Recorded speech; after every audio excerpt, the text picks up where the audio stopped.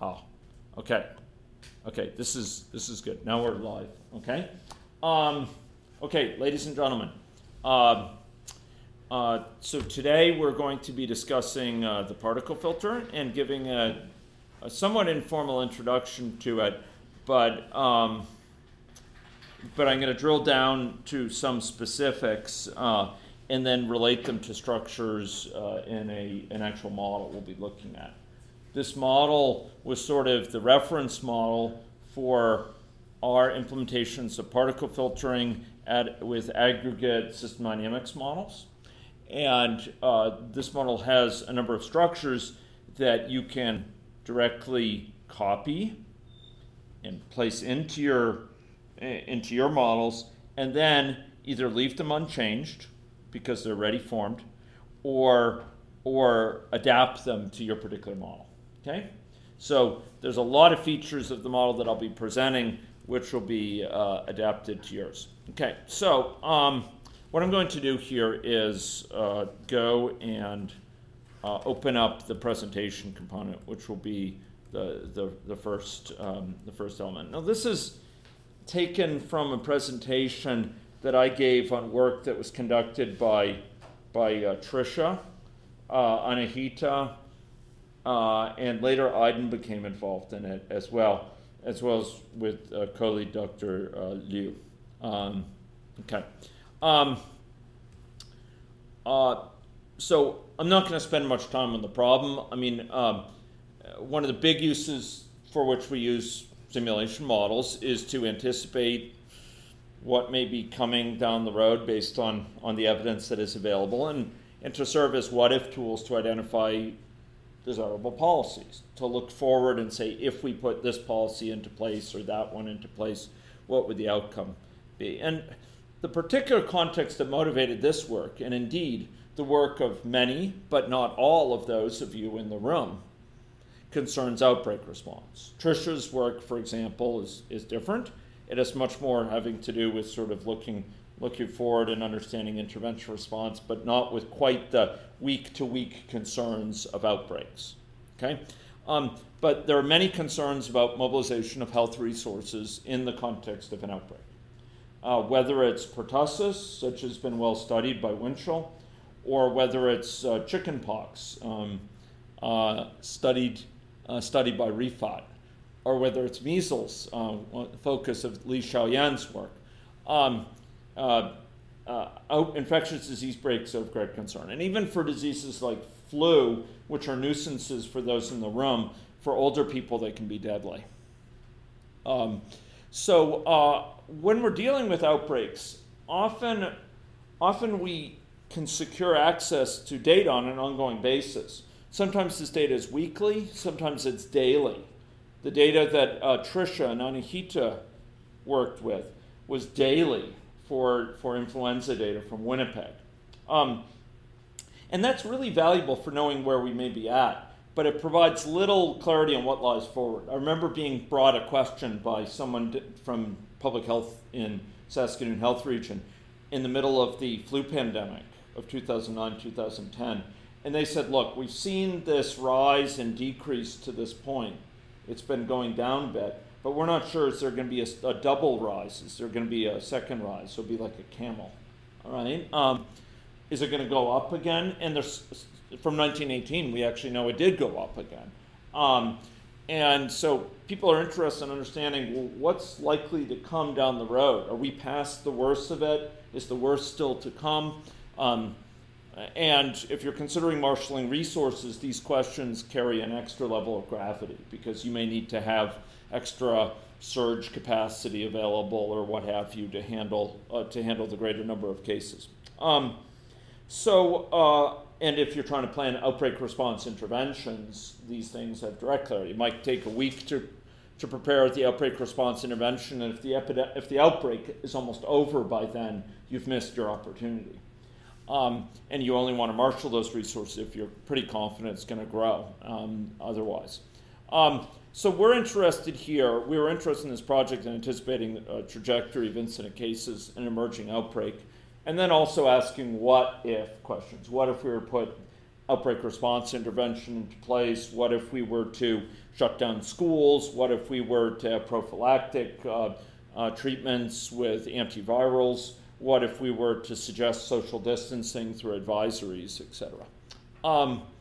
Now, so that's our context of outbreak response, and there's some problems here, because while models can be really useful for responding to these sort of emerging issues, in many cases there's little opportunity to craft one that's really highly specific and detailed for your region, particularly if you're dealing with a newfound type of pathogen. Let's say swine flu. I remember when that first was emerging. Or think about SARS, or think about MERS, the Middle Eastern respiratory virus. These, when they first emerged, there's a lot of uncertainty about the epidemiological parameters for these. Do people stay immune over the long term? How long is there an incubation phase where they're infected but they're not yet showing symptoms, and perhaps they're not yet infective? How long is the infective phase? How many people recover without treatment, absent treatment? So when you're dealing particularly with a newfound pathogen, or even a variant like H1N1 of an existing pathogen, often there's a little opportunity to craft a model. And the ability for that model to project forward and analyze policy trade-offs is jeopardized without some sort of empirical grounding for it. And by the time you can create a very sophisticated model, often the time where it's most needed is past, particularly for these emerging infectious diseases. The second reflection here is, look, even the most detailed model, most exquisite of Winchillian creations, or highly crafted models that have been built over years of effort by someone like Gao Yu, very talented student, eventually they're going to diverge from observations in the world.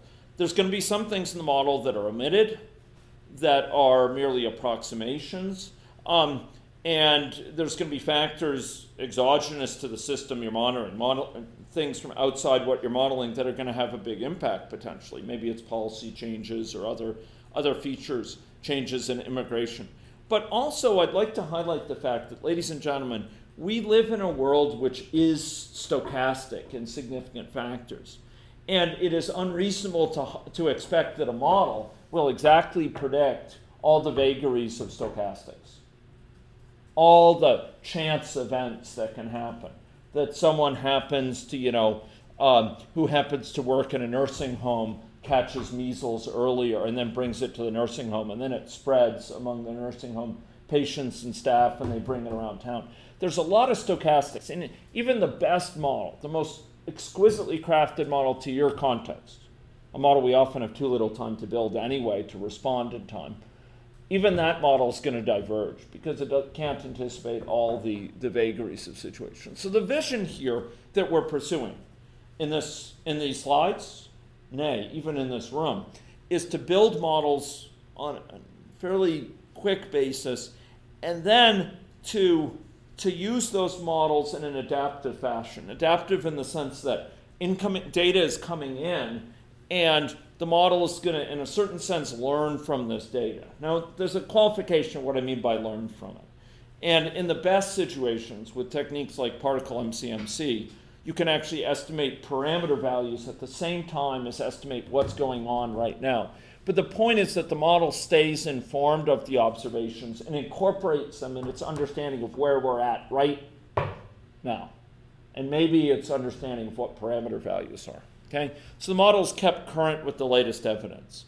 It's regrounded, as I say. It's presented the evidence, and it can correct itself. Okay. Now, this may sound a little bit like calibration, and it is a little bit like that. But calibration has a lot of challenges associated with it. Sometimes we're calibrating to a data point or a set of data points, but in fact, and we're trying to get the best estimates for the parameters, but there may be many estimates for parameters that are almost equally good. Wade ran into this a little bit when trying to match historic data where there were different interpretations with this parameter, high and this one low, and otherwise that one low and that one high, or whatever it is. So that's one challenge, that often we have many interpretations. A second issue is that if you have, often we end up with a calibration algorithm giving us a point estimate. Even where we have some uncertainty around that point estimate, you can't statistically meaningfully translate that into uncertainty around the outcome of the model. You can't take sort of an error bar around the point estimate of a parameter and say, okay, now we have this error bar around the output from the model, or about this, around this, how much this intervention A will compare with intervention B. You have limited ability to specify sort of the quality of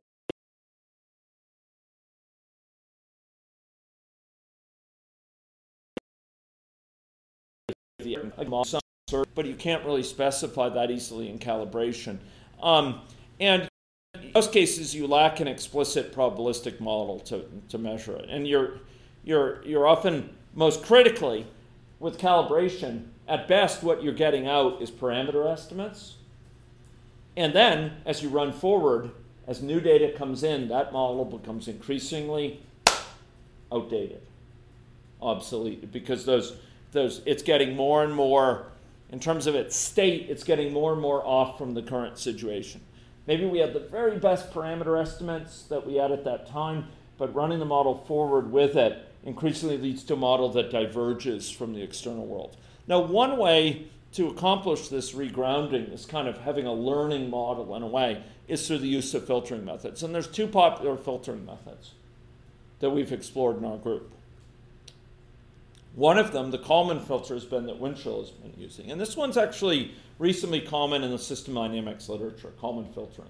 And I have a wonderful book about that, which, do you still have that, or is it back in my office? I can't remember. The Gelb book. I bought it. You bought it? That green. Great. The Gelb book. Yeah, Gelb. Good. It's a good book. So Kalman filtering is a much older technique. And in fact, Winchell has a very erudite presentation on it that shows a family history and kind of pictures of Kalman himself and so on.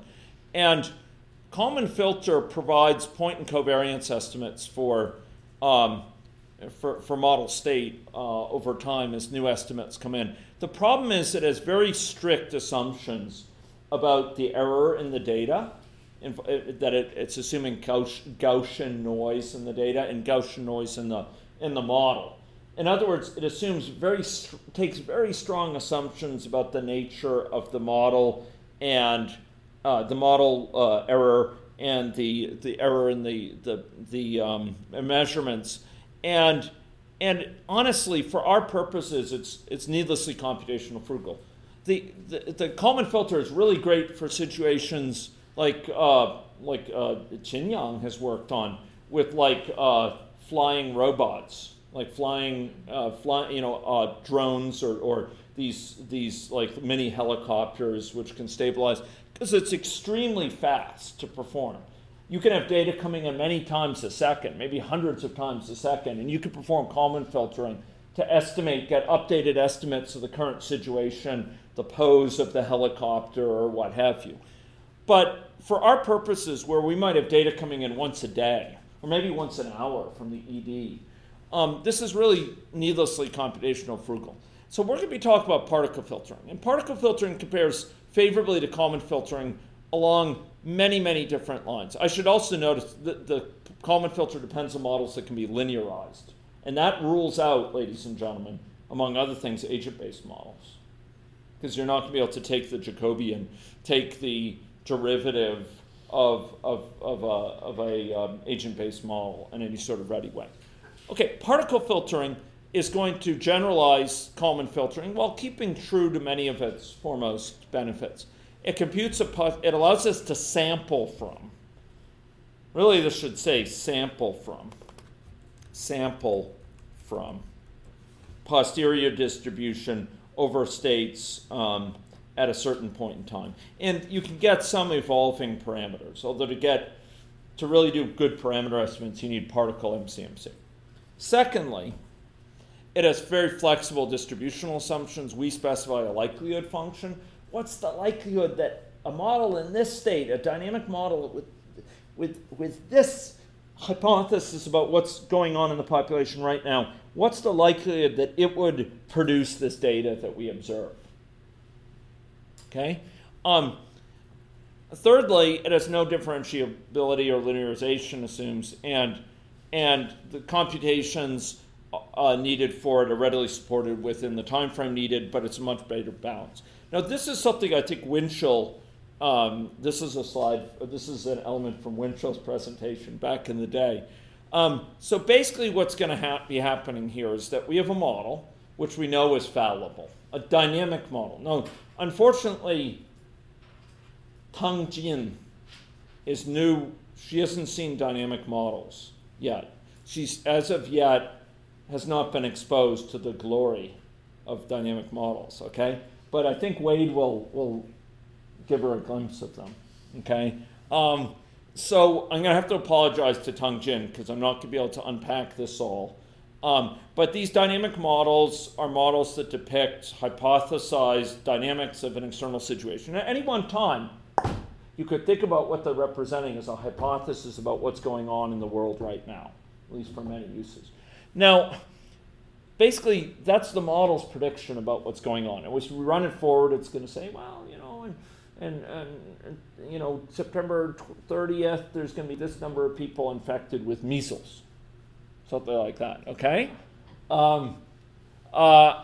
And so the model will have some estimate, and we're going to meanwhile get some estimate from data from the health region or from other partners about the number of cases of measles diagnosed. You have to understand, certain infections in Canada are what are called notifiable. So if a doctor sees a patient with that infection, they are bound by law to have to report it to the authorities, to the public health authorities. These pathogens include measles, chickenpox, pertussis, TB, and many others of interest, including HIV, Hep C, HPV, etc. So, and that sounds great. You might think we have a perfect understanding of how many people are getting sick out there because when they go to the doctor, they're reported. But that's not the case. Often our data is very problematic herself, and I think maybe Yuan, now being at HQC, has an additional appreciation for just how messy data can be. Like this case of this census, this X she put there. That's an indication of the practical difficulties that can come up. Let me give you an example. This is going to be really important for your models. Li Xiaoyan, when someone gets measles, not all people that get measles actually go to the doctor, okay? When they do go to the doctor, it will likely be reported, but although there could be some delay associated with that, okay? There are other conditions. Chickenpox is another pathognomic disease where you'll recognize it very easily, but something like whooping cough might be missed. And in fact, many adult whooping cough cases don't go to the doctor. They may think, oh, this is just my smoker's cough or something like that. Or if they do go to the doctor, it might not be recognized as whooping cough. They might just think, oh, you have a cough from the cold or from flu, something like that. So the point is, when we're working with data, this took me years to fully sink in my skull, but when we're working with data, the data is often coming from places we don't want to know. It's a bit like hamburger or something like that. So I recently learned from Cheryl Waldner where hamburger comes from, and you probably don't want to know all the details of it, okay? But the point is that data is sometimes from places and has limitations you don't recognize, okay? Even administrative data, like Tricia is working with, it has a certain beauty to it, but what you don't know is the diagnosis codes for a patient that qualifies them as having diabetes are sometimes and quite frequently entered by a secretary who doesn't really know the difference between gestational and type 2 diabetes. And all she heard was, oh, that person was in for gestational diabetes, and she remembers diabetes, oh, they must have type 2 diabetes, and she enters it. and then it turns out it's not actually diabetes. Okay, so there are distortions here, and actually the data you're getting is better protected against that. But the point is, data is noisy, data is imperfect, data is incomplete. And with the model that we'll be talking about, one of the big things that they had to consider, that Tricia considered, was the fact that many of the flu cases don't present for care. They actually don't come in for doctor's care. They suffer at home, right? And in something like foodborne illness, it's 99.5% of foodborne illness cases never get seen by a doctor. They just are at home and they're terribly sick and you know, are dizzy and they can't drive to the emergency room and they just wait it out. So the point is, data is noisy. Models are noisy. Models are fallible. Both of these are fallible. But the question here is, for the particle filter, can we put them together in a way that increases the net accuracy? That it's a consensus that compensates for both limits. So the particle filter helps us, it says form. It's actually sample from. It's actually draw from, okay? This is sample from. Meaning we sort of can draw values from different possibilities within what's the case for a model, from sort of a consensus that combines the knowledge that the model is fallible with the data from the reports. Okay, so here this is really important because we're going to be able to sample from a distribution over model state. So instead of having, ladies and gentlemen, a key point, instead of running a model and getting one estimate for the current situation, most models you run, right? Let's take those models in building an 858, right? The models that I'm running. You run them, and at any one point you stop it. The model's in some particular state, right? There's a certain number, this stock, or that stock, or that stock. There's a certain number of susceptible, exposed, infected, and recovered right now, right? That's just kind of one theory about what's going on, one hypothesis for what's going on in the world. In this particle filter, we're going to be able to draw from many possibilities with each weighted according to a probability of sorts, okay? So we're going to be able to have many possibilities represented in this one system dynamic simulation model. It's going to simultaneously represent, it could be this, it could be that. There may be large numbers of people infected, just few people are coming in, or it could be that there's very few people infected, but they're very good about coming in. It can consider those possibilities. And we're going to sample from those possibilities about the model state. How many people are in the state, that state at this time? And then for each of those, we're going to be running it forward. We're going to be running it forward and looking at possible outcomes going forward. Things like whether what we can anticipate over the next few weeks in terms of a distribution we can sample from over the next few weeks, and in terms of how much intervening with ORI would compare with the baseline. How would one policy affect things compared with another, or compared with the baseline going forward? Okay, so I'm trying to give you a high-level view. Now this is a very old slide now, Tailal, and so I'm going to go.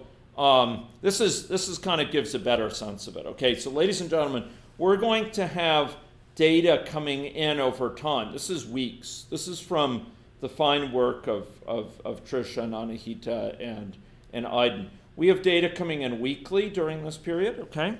And then we're going to be considering that data, and it's going to be narrowing our distribution of what we think is going on right now. And then we're going to look forward and try to predict going forward where we don't have data yet.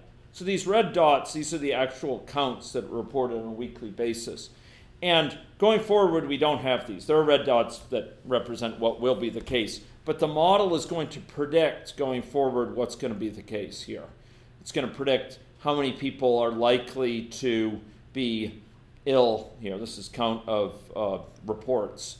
And this is what is known to that point. And the model's going to have some uncertainty about what the current situation is. So when it looks forward, it's going to have ranges of uncertainty going forward. And as more data comes in, we're going to incorporate that. More data comes in, we're going to incorporate that. More data comes in, incorporate that. And you'll notice that there's faint particles up here. So the model's considering, there could be a smaller number of people infected or a larger number. It was estimating at this point that there'd be, this many reports. Here it's saying, well, it could be as many as these or as few as these, but it's most likely to be this area, okay? So it's got a distribution of possible values. And as data comes in, we can go and successively sort of prime our estimates, get better and better understandings of what's happened. The point is, ladies and gentlemen, if we didn't consider this data till now, if we just ran the model out from the very first, we'd have some expectation about what will be going on here. It's one expectation, one value coming out. Here we're going to have a whole distribution coming out, and that distribution, as new data arrives, will be increasingly informed by what we've observed. The model will learn from this data that we've observed and project forward. Okay? That's kind of a broad idea here. Okay, so let's talk about how this is handled. Okay, how does Kalman filtering work? Well, maybe this was designed for people who are simulation experts and who might have known about Kalman filtering as a point of reference. Kalman filtering arrives at a point estimate with some covariance matrices. With particle filtering, basically what we have is we have a simulation model, and ladies and gentlemen, it doesn't make a lot of sense to apply this particle filtering without some stochastics in the model.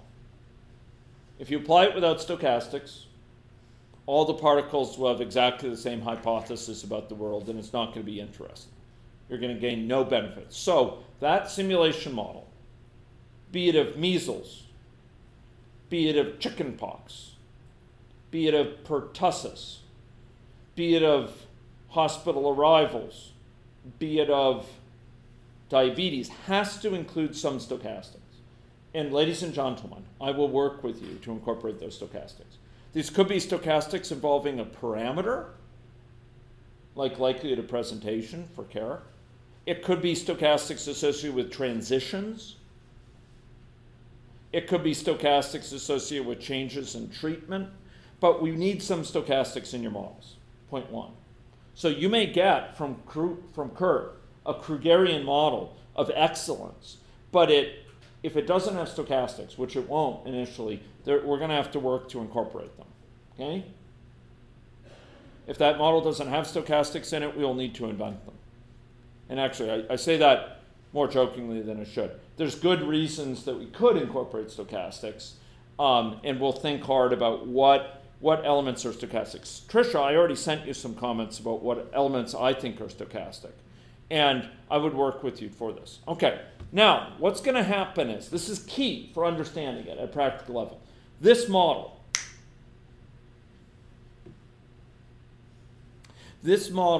is going to run normally between observation points. What I mean by run normally is it's just going to play out the system dynamics model. It's just going to do the normal thing a system dynamics model does between observations. Nothing special there. Between points where you're observing data, you're not going to do anything special. It's just going to be running the simulation model. It's just each of the particles will have a different state about what's going on right now. And then at observation points, it's going to be corrected. And we're going to talk about what this correction means. Okay, another point is this data, in contrast to what are called batch methods, like MCMC, when we're working with these models, the data is going to come in incrementally. And the updates going forward are going to depend on the updates up till now. We're not going to, when a new data point comes in, we're not going to go to the model and say, recalculate from the very scratch everything about what's going on here. In fact, it's going to be simulating forward as each new data point comes in. It's going to be updating its estimates. And when a new one comes in, it's going to update the old estimates for the earlier ones with the new data. Okay? So it's performed as we say, recursively, because the new ones depend on the old ones. It has very loose distributional assumptions, so we're going to be able to choose likelihood functions, so be very nice.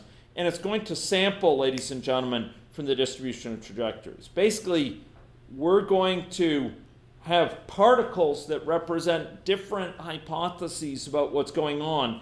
And critically, this is a key point about it. It's one of the intuitions that you want to develop. There's going to be, these particles are going to represent different hypotheses about what's going on in the world, and there's going to be a survival of the fittest. What I mean by that is the hypotheses that are more consistent with observed data are going to be able to survive and multiply. They're going to make many copies of those particles if they're more consistent with the data, if they lead to predictions that are very similar to what the data has shown. Particles that are inconsistent with the data, that lead to predictions that are very different from what is shown, are likely to increasingly die out. So you're going to start with particles, or over time you're going to be developing particles, some of which have very different divergent theories about what's going on in the world, hypotheses. And it's the ones that are more consistent are going to survive. They're going to end up having high weight in an important sampling sense. The ones that are not very consistent, they're going to die out. So there's kind of an evolution going on, a natural selection. Except it's not going to be natural, it's going to be artificial selection, where the ones that are fittest survive, okay? And ladies and gentlemen, I would urge you, I know you may find the Murphy book challenging, the book by Kevin Murphy on machine learning. I know you may find it in certain places even close to impenetrable at first. But it's a fine volume. I think it's one of the favorite in my bookshelf. But it does take time to penetrate. But I would urge you, after this talk, please do reference sometime over the weekend or on Monday the notion of importance sampling there, because that's going to be key to understanding particle filtering, how it works. I'm going to try to explain it, but ladies and gentlemen, I'm not going to do it justice, okay? So go read the section on importance sampling, okay? Because importance sampling is going to be the basis for how we do things in particle filtering. In importance sampling and in particle filtering, we're going to associate samples with weights, okay? Okay, so in particle filtering, we're going to have these different hypotheses about the world, samples about the world, and each of them is going to be represented by a particle. Each particle represents a different hypothesis for what's going on out there right now. Some hypothesis is going to say, oh, there's tons of people infected out there right now. Some are going to say, oh, there's very few people infected out there right now. Some are going to say, well, it's a medium amount, but there's lots of people getting recovered now. Others are going to say, no, the time for recovery is much longer, and there are very few people yet recovered. They're going to have different hypotheses about the world, okay? And you're going to, I wish they would speak to you in those voices, but you're going to be able to hopefully learn to look at them and see and read those stories into them, okay? So at any one time, the particles are going to represent a sampling from the possible state of the model at that time, from the distribution of possibilities from the model. And we're going to compute statistics on particles in a weighted way, in a way that reflects their weights to approximate statistics applied to the full distribution. Now, particles are going to be the fundamental organizing principle of your models. So I'm going to show you something that may inspire you, or for some, perhaps strike fear into you. Okay? Hopefully more inspiring. Okay, so let's go here to Maine. Okay, I don't mean this picture, although that might strike fear into some. Okay, ladies and gentlemen, you see here what we see is on the face of it, from a high level,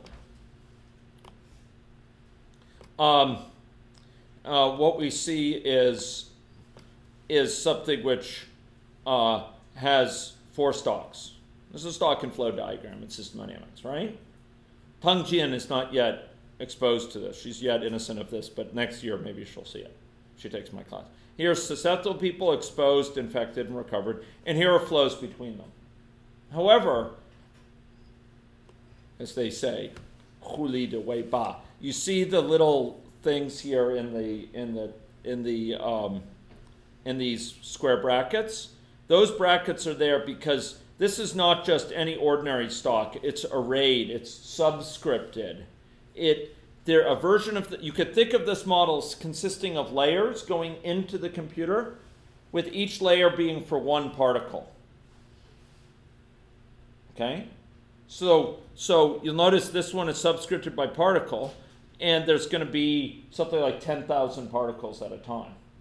So what this means is there's going to be a copy of this stock for each of those 10,000 particles. So you can think of each of those 10,000 particles as having a complete representation of model state. What is model state here?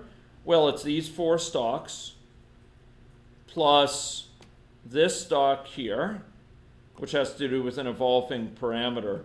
And I think that's the only other sort of parameter we have. So each of these stocks is subscripted by particles. And so you could think of this model consisting of layers. There's one layer for one particle. So think about the first particle. That has a stock and flow for it, for this log contacts per week, and a stock and flow for these things, okay? So it has stocks and flows. It is a complete copy of the state of this model, okay? Complete copy of this model for each particle. Think about it that way. So each particle has its own version of this stock, own version of this flow, each version of this stock, this stock, this stock, and this stock, and these flows. Each particle has its own, okay? And by and large, ladies and gentlemen, between observations, each of those particles evolves independently. It just runs forward, just like any old system dynamics model. So let's think about it in a normal model. In a normal system dynamics model, if we run it, right? If we had this model in a normal system dynamics model, right? If we had a model like this, or like that, which I just showed to you, without particles, if we ran this over time, if we stopped it at a given time, and we looked, each of these values would have a single number in it, right? A count of people susceptible, a count of people exposed, a count of people infected, a count of people recovered, a count of people vaccinated right now, right? So now, have that same idea. That's going to be true for each particle separately. But each of them is going to have a different count of the number of people in each of those states.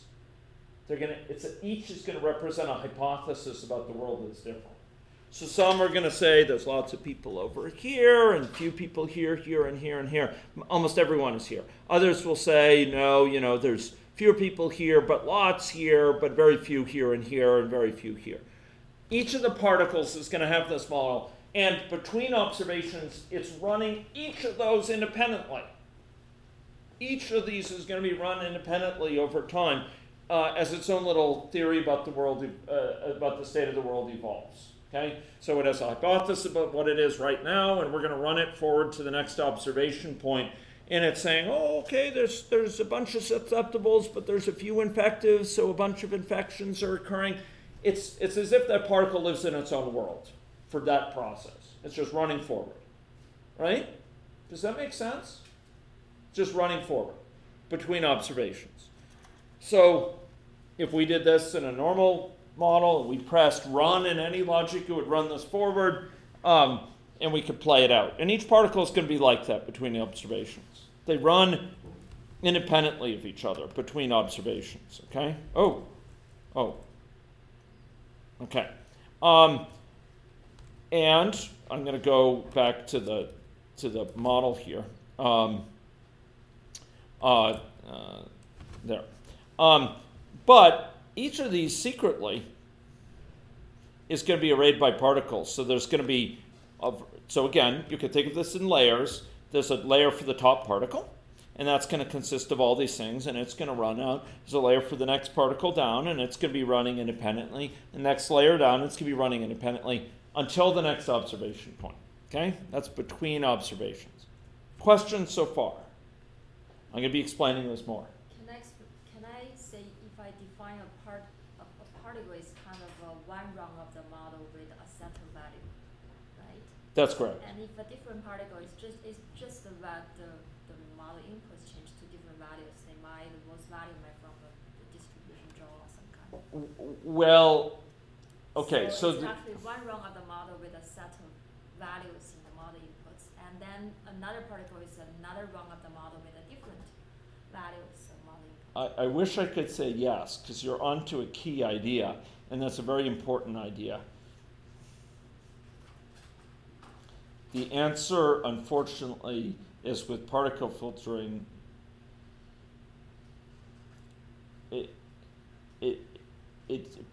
probably you don't want to do that, have different values of the parameters, okay? If you want to do that well, what you need to use is particle MCMC. What these models are going to differ from each other is not predominantly the values of the parameters up front, the initial values, but you're actually going to get stochastics going on in the model where either parameter values change over time or certainly stocks will change over time because of stochastics. And the particles will differ each other not in the initial values of parameters predominantly, but in the values of those stocks over time, in the parameters over time caused by the stochastics. Okay. Now, I'm not enough of an expert in this.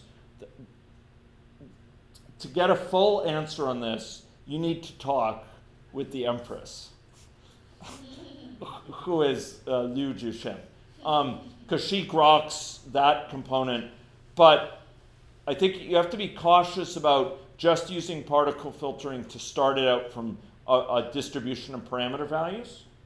Now, we did a little bit of that with the Tricia model because we had parameters drawn from different initial values, but there's some cautions with that Dr. Liu could fill you in on, okay?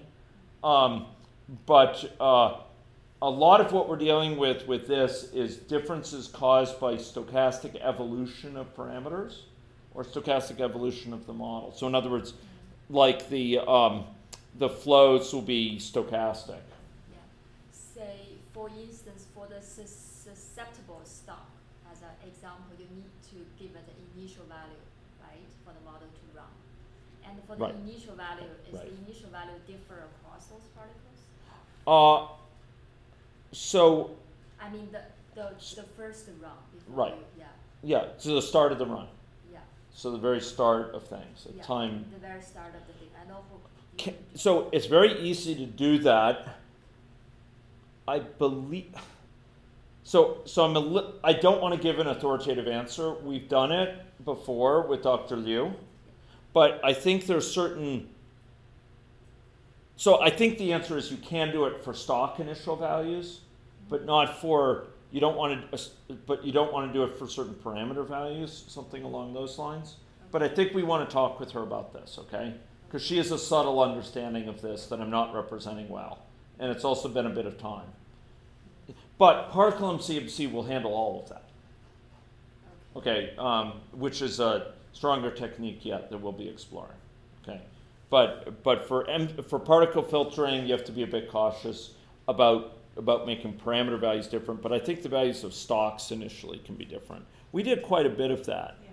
Tricia, for the paper. Stocks, yeah, the values of the stocks can be different.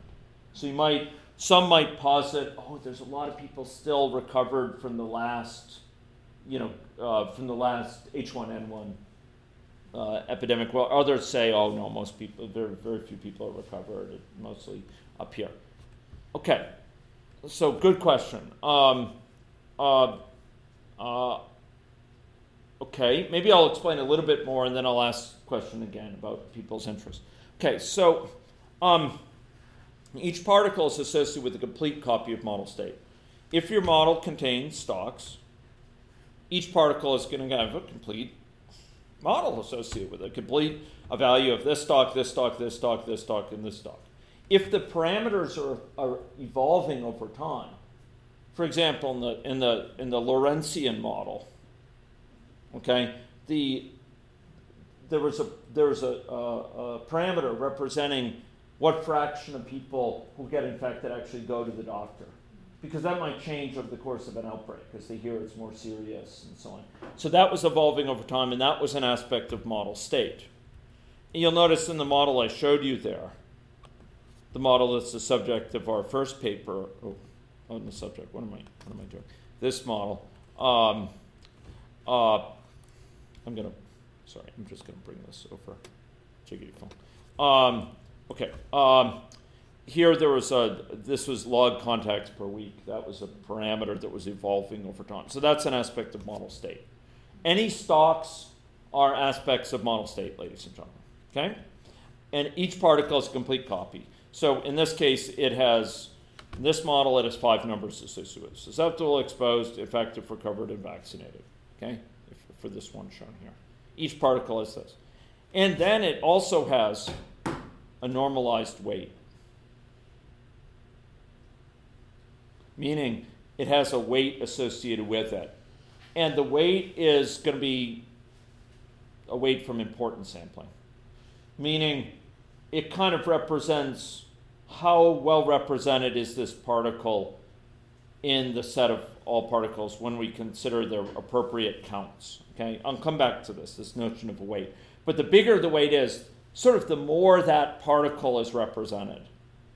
Sort of, let's put it this way, it's almost as if the things that are high weight, even if there's one of them, when you really want to sample from it, it's as if there are many. Those things of low weights as if they're very few. Okay? We'll come back to it. This is survival of the fittest. The particles are going to be selected and disappear according to their quality of match, the empirical observation. And that is mediated by how well they match. It's determined according to their weight. Okay? Their weight indicates how well they've matched, basically. And then there's typically a fixed number of particles retained through the simulation. Okay? So here we go. So if we go over here, we will find that each of these is subscripted by particle. Okay? And you'll notice that these formulas are given here in their subscripted way. So we've exposed for a certain particle. This particular parameter is not broken out separately by particle. This one is exposed by particle. In other words, it's a separate copy of exposed by particle. So if we're considering for a given particle, the number of people that go from here to here is the number of people who are in the exposed state for that particle divided by the mean latent period, which is common to all particles. Okay? So that's particles, and you'll notice that if we went over and looked at how particles are defined, there's 2,500 particles here. 2,500 in this model. And that will stay the same throughout the model, ladies and gentlemen. What will be different is that particles will die, other particles will replace them. There'll be a change in that population over time. Okay? There'll be a change over time in that population as to how many of which particles have survived. Certain particles will multiply a lot, certain particles will die out, according to that natural selection, so it's that selection. Okay? Okay. So if you have parameters that actually evolve over time, those need to be part of the model state too. Okay. Okay. So particle dynamics. How do particles change over time? Well, between observations, it's just the standard thing. Particle weights remain invariant in our simple scheme called the condensation algorithm. There's no filtering out of particles. The particles just cruise forward by running the model forward, and they just evolve according to the standard model dynamics. So over time, this flow will be flowing people from here to here between observations that will just be playing out in a normal way. Each particle is going to evolve independently of the rest. The number that come down here for each particle is just the number here for that particle divided by this standard deviation, or by this mean latent period. Okay? Each of the particles between observations will evolve independently. Very straightforward. That's why we do this atop of Henson. Excuse me, AnyLogic. What happens at the observation point? There, ladies and gentlemen. That's the rub. That's where the action takes place. That's where the logic is. That is where the unique sort of features of particle filtering are going to be most evident. Okay, so what's going to happen there? At the observation points, a key thing is going to happen. We are going to update the weight of a particle. How do we update it? Well, ladies and gentlemen, the weight is going to give an indication for how consistent this particle is with the observed data. So what we're going to do in this simple algorithm called the condensation algorithm is we're going to take the original weight that held with us to this point, or the weight that applied up to this point since the last observation, and we're going to multiply it by the likelihood that we'd observe the empirical data seen in the external world right now. How likely is it that we would see that external data given what this particle hypothesizes the current state as being? Remember, each particle, ladies and gentlemen, each particle hypothesizes there to be a certain number of people within each state. Remember that? Each particle hypothesizes a certain number of susceptibles, exposed, infectives, recovered, and vaccinated, and here context per week. It's keeping a separate value of it. And when we compute the likelihood, we're asking for that particle, we're computing the likelihood for that particle. What's the likelihood if we have that number of susceptible, exposed, infective, recovered, vaccinated context per week as posited by this particle, as hypothesized by this particle? What's the likelihood that we would observe the actual empirical data we measured for this time point? Right? So for this time point, we actually measured some data in the world. This new data point has arrived. This new data point has arrived. We know what it says. And we say, how likely is it for this particle that we would see this empirical data? That we would see that actual data? If this is the number who are truly susceptible, exposed, infective, and recovered, vaccinated contact per week, what's the likelihood we would see this? So suppose you have a particle. Let's use an extreme example. Suppose you have a particle that says everyone in this whole population is susceptible. No one is in any other state. And you have empirical data that has 10 people getting infected with recorded measles in the past week. What's the chance of observing that? The likelihood of observing that, given that model's posited state that everyone is susceptible? It's very simple. 0. Ling. It's nothing. Right? Okay, meanwhile, there might be another particle 2, that says, well, there's actually only about half the population susceptible. The rest are mostly vaccinated. And then there's a few people who are exposed, infected, recovered each. Infected people who came from outside, from visiting the Netherlands or whatever. Okay? And we'd ask, well, for that, given that what that particle posits about the state of the world, what's the likelihood that we would observe this 10 people getting recorded measles? The probability there is pretty low as well. Pretty low. But it's possible. It doesn't seem that likely. But if half the population is susceptible and we have a few infectives going on, maybe it's possible. So there's a certain likelihood associated with it. And that likelihood would depend on things like the transmissibility of it, etc. Right? And then, ladies and gentlemen, and actually, that likelihood would be, and I should actually be more clear about that. From what would that likelihood likely be computed? It would be computed, ladies and gentlemen, probably by the number of individuals going from exposed to infected. If that particle, remember the particle, ladies and gentlemen, the particle is going to have a complete hypothesis about all the states, all all the values of the stocks, right? And each particle has a complete hypothesis about all these values that are in red. But remember, ladies and gentlemen, how flows are calculated in a system dynamics model. On what do flows depend?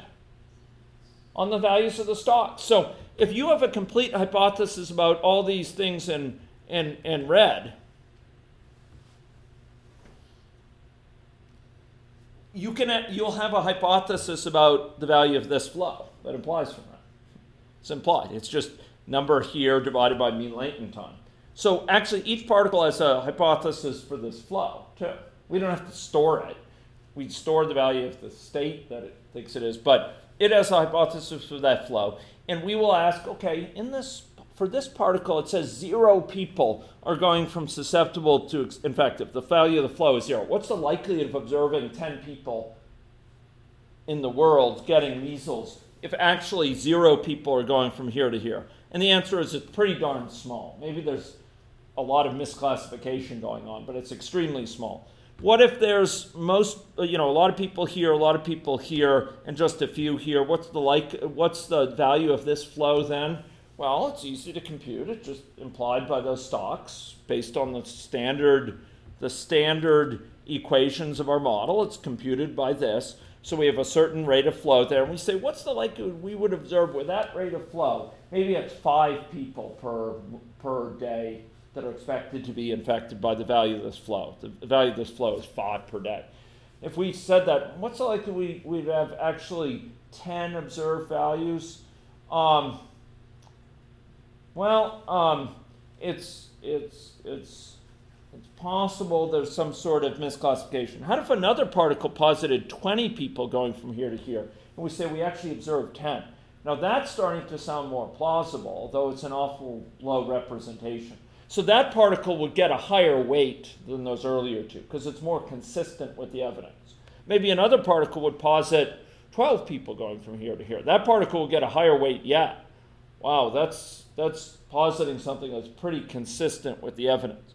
So ladies and gentlemen, at observation points, when you see new data, we ask, okay, what's the likelihood of observing that data given the model state? And then we update the weights accordingly. We multiply them by the likelihood. Okay? We just multiply the likelihood by that weight. Okay? Now, if there's too much disparities in weights, if there's some with really high weights, highly fit particles, and there's many with very low, and there's a real spread, if there's a high disparity in weights, then this is an indication that what we call the effective sample size is very small. This is a statistical concept, but it has to do with the fact that we have kind of an impoverishment situation where we have a huge preponderance of values that are very low probability mixed with these ones that are high. We don't really have that much diversity in our situation. What we're going to do is we're going to resample the weights. Okay, by resampling, I mean we're going to draw from particles. We're gonna get a new set of particles to take us forward. Actually, we're gonna sort of reshuffle the population particle. Now, this is one of the most critical stages, so I want you to pay attention to this. With resampling, we have a bunch of particles that are, and I'm going to draw this on the board, and my apologies to my internet listeners there. I'm going to draw this vertical line of particles. Okay? At this time, T, we're going to have some particles that are extremely low weight. Shouty shout. And then we're going to have larger particles, okay, which are going to be better represented. And there's going to be some of each, okay? Now, when we have this, when I say larger particles, I mean the weight. The size of this circle, say the area of the circle is proportional to weight, okay? So we're going to have some of high weight, some of low weight. And with resampling, we're going to say, okay, before we go forward, we're going to resample from these so that the particles which are high weight get multiplied a lot. This is the survival of the fittest idea. These get multiplied. So this particle, which is just one here, maybe there's a really big particle, like that, right? And this particle might end up being duplicated. This one ends up being duplicated many, many times in this sort of, you can think of this as kind of the next generation being formed. This particle is very fit, so it's multiplied many times. These really small ones, this, if it's lucky, it might survive one time here. But a lot of these might survive not at all. As Yuan said back in the day, Sujiawa. Okay, it died, okay? And here, you know, ones that are medium sized may be multiplied just a couple times. So we're going to have a resampling occur where the ones that are very high weight are multiplied many times. The ones that are very low weight may die out totally or be multiplied very few times. In short, this is the survival of the fittest before we go forward from time t. Okay? So we're going to have a new population, and all their weights are going to be set to 1.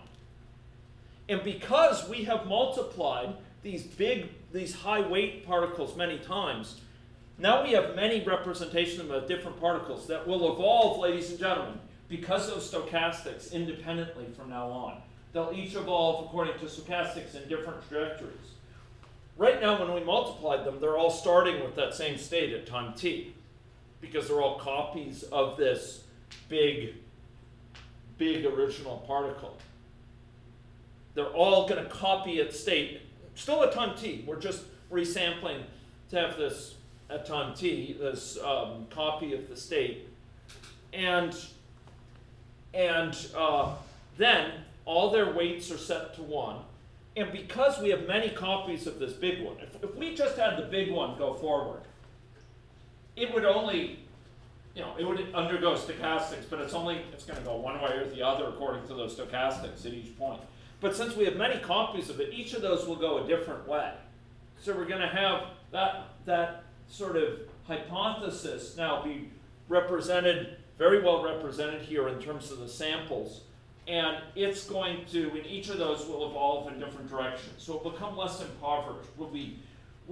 We're going to have many stories, not just one story that's highly, highly represented. We'll have many stories where they each evolve independently because we've multiplied it. And all of them will be given weight 1, so they're all treated as kind of the same thing. That big particle became many small particles now, or many of equal weight, so it's very well represented. But now each of these are going to evolve forward from that weight of 1, okay, going forward. So that's what's going to happen at the observation points, okay? Particles with high weights will reproduce. Particles with low weights will by and large disappear, okay?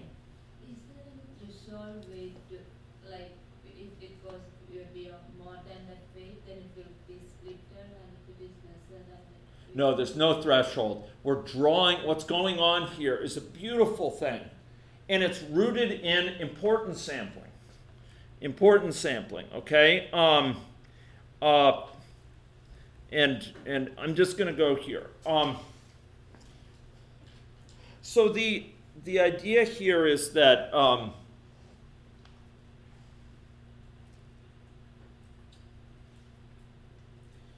so fundamentally with importance sampling, we are going to draw from a set of possible samples with a probability of drawing each proportional to their weight. So imagine that all the weights are, as in fact is the case in this model, all the weights are normalized to add up to 1. So this big particle, that big particle might have a weight of 0.7. Da pum pum da. Right?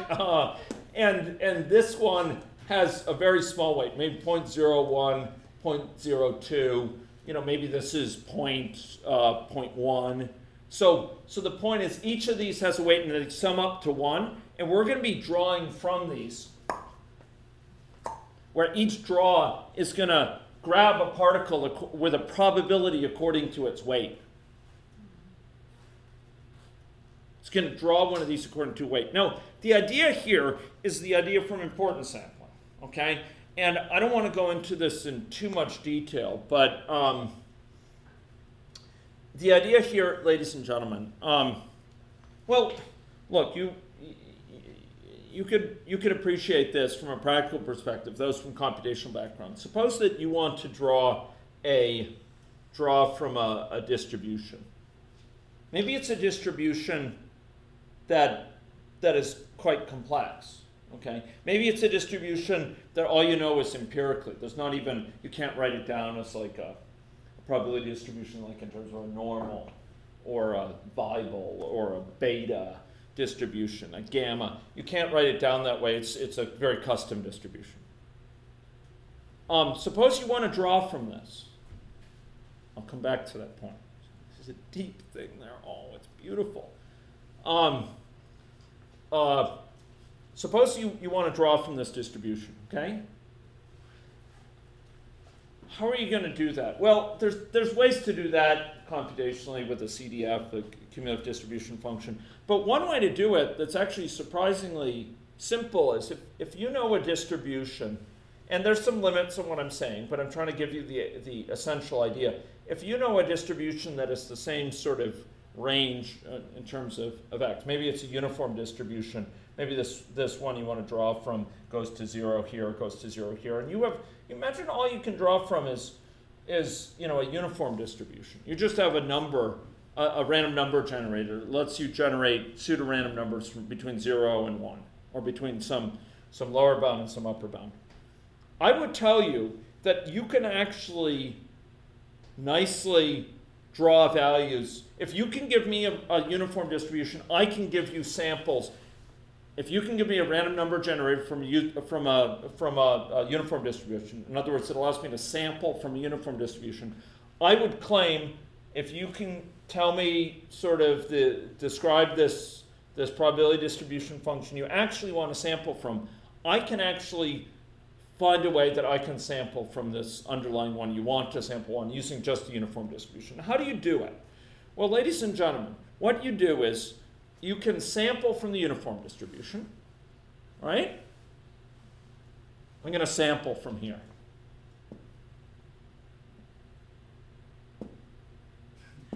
Okay? So for each of these x values, I'm only pay attention to x. I should have drawn them on the x-axis. For each of these x values, I'm just sampling them from the uniform distribution, right? For each of these x values, I can compute the ratio of probability associated with the uniform distribution and the distribution you actually want to sample from. Okay? This ratio. And I'm going to associate each of these samples with a weight according to that ratio.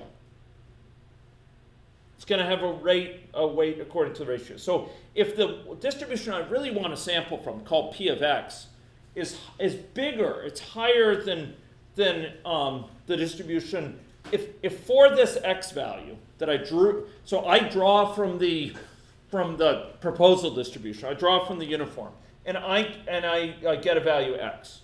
And if P of x, the probability of seeing that x for the distribution I really would like to sample from is bigger than the one that I actually drew from, here a uniform, the weight will be bigger than 1.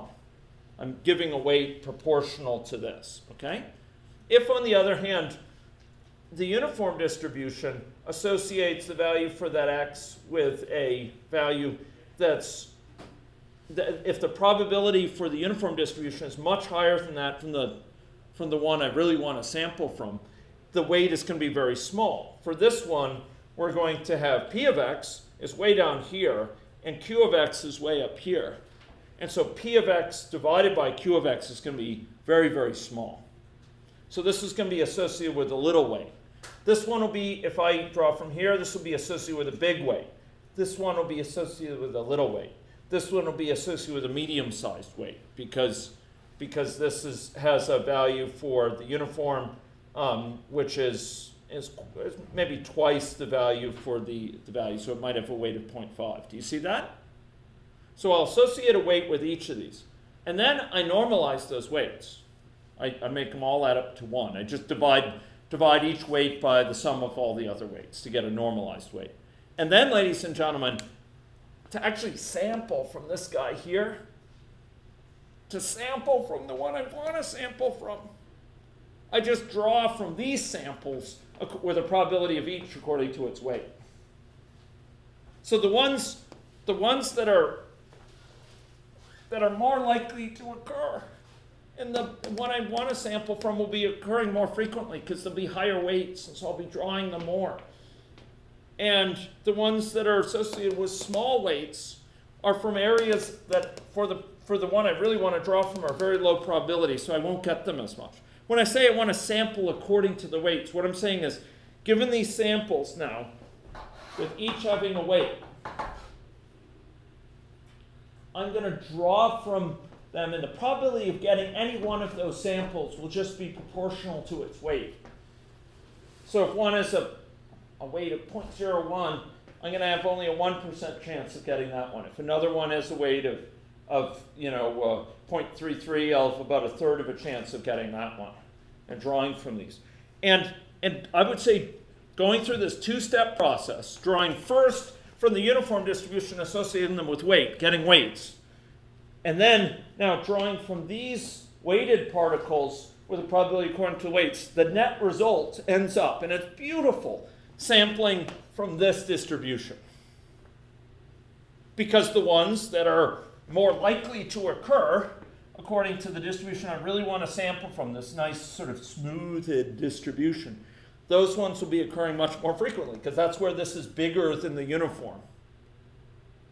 The areas where it's really unlikely to occur, where the one I want to sample from is very unlikely, those will be associated with low weight, so I'll get them very infrequently.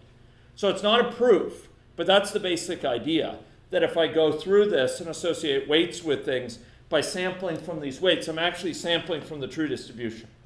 Now, ladies and gentlemen, the profound thing here, I'm not going to be able to express it well as I'd like, but the profound thing here is that sometimes I can't even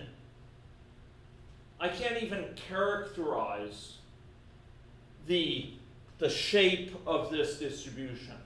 I just have the ability to ask at a certain value, what is the value of the proposal distribution, the sort of P of that value, the probability density of that value for the proposal distribution. But I can't actually draw it out in any way. I can just ask, what is that probability? And this is the key behind MCMC. Because MCMC, you can sample from something without drawing out the distribution, without representing this distribution in any sort of way, without creating a table of this distribution I really want to sample from. I can still sample from it because I can compute the probability density at any one point. I can compute what's called the posterior density at any point. And posterior is a term that's probably going to come up in your machine learning class. Okay, so as long as I can do that, I don't have to even draw it out. I don't have to represent it in a table. I don't have to create some fancy multi-dimensional representation if it is in multiple dimensions. As long as I can quantify what is the probability of getting a given X for the distribution I actually drew from on the one hand versus from what I want to sample from, then I can do this important sampling. And ladies and gentlemen, that is the basis for this particle filtering approach. Each particle is associated with a weight, and the weight is the basis for the resampling that we prefer. Okay, so for the resampling, where is it? Here, at the observation points, we're sampling weights, right? We're sampling from the weights according to, we're sampling from the particles according to their weight. The probability of drawing each is proportional to its weights. That's exactly this second step in particle filtering, where we're sampling from the weighted samples with probability given by the weights. This sampling from the proposal distribution, the sampling from this distribution we really don't want to sample from, but we can easily. That's just running the model forward from the last time till now. And then we associate it with a weight according to a likelihood. And that's because of a certain posterior. Okay, we're associating the weight with a certain ratio. So that's this whole thing of updating a weight by the likelihood. Where is it here? I'm getting lost here. Here, updating a weight by the likelihood, multiplying the weight by the likelihood. That's actually just computing this ratio here, and the multiplication by the likelihood is that first step. Is this step in sampling from this, and then we're getting the weight. The weight that we assign it by multiplying by that likelihood gives us a weight of this, P of x divided by Q of x. So I don't have time to prove that here, but it's actually in the Murphy book under what's called the condensation algorithm. It's around page 829 of that book. Okay. Okay. So at observations, the model estimates are in a certain sense corrected by empirical data. General Chong, would you mind calling Shermul and tell her I'm giving a lecture? Okay. Yeah. That'll be great. Thanks. I'm sorry to bother you with that, but otherwise the lion may roll from his river. Okay. Okay. So at observations, basically what's going on, ladies and gentlemen, at observations, we are correcting the model's kind of sense of what the current situation is, in the sense that we are updating the weights according to the likelihood of what we've observed, and then we are often in that process resampling so that we get a new distribution of particles. That updating of weights is basically saying the things that are inconsistent with the evidence, those are very unlikely. The things that are very consistent with the evidence, those are very likely. That's where we kind of learn from the empirical data. We're giving more weight to the particles, more significance to the particles that are consistent with the data. We're downplaying the particles that are not very consistent with the data, not very consistent with this empirical observation. That's what's going on at these observations, okay? And this is going at a conceptual level from the prior to the posterior. Yeah, going from prior to posterior, okay? So we're going from before we've seen this data to the posterior. That's multiplying, where we're multiplying by this likelihood. We're updating the weight by the likelihood. And ladies and gentlemen, it would be nice if we could draw automatically from the posterior distribution, draw samples directly, but we can't do that. So we use this technique of importance sample. We can't directly represent what the posterior distribution is. So we instead have particles that have been evolved over time, which have some proposal distribution associated with them, and we take the ratio of what we'd like to, target distribution, the probability of observing the value of this particle over this proposal distribution. Again, I can't unfortunately go into the complete mathematics of that here. So this is from the paper that you folks have seen, from the paper that from some of you you've been scared by. This is the paper from Dr. Liu and myself from 2014, where I say, okay, we perform a recursive update. So what we're doing here, ladies and gentlemen, is that really what it comes down to with the condensation algorithm is very straightforward. So let me unpack this, if I may. Thank you, Richard. Much appreciated. Ladies and gentlemen, we are here advancing where it says we advance the sample state, okay, to x of t based on all these states earlier. What's going on is that we are just running the model forward for this state, okay? We're running the model forward from the last point of observation. That's what that means, okay? And then we are at this new point of observation. We are updating the weights to reflect the probabilistic and state update model. So here we are basically updating the weights, and here, for reasons that are laid out a few paragraphs down in the paper, or at least several lines down, basically what we're doing is we're multiplying the old weight by the likelihood. This is what this collapses to. It's just the likelihood of observing the empirical data given the state of the model for this particle. And then we normalize these weights, okay? So we normalize the weights that result from this. So we update the weights by multiplying each by the likelihood that you'll observe the empirical data given the state for this particle. And then we end up normalizing the weights at the end. So they all add up to 1.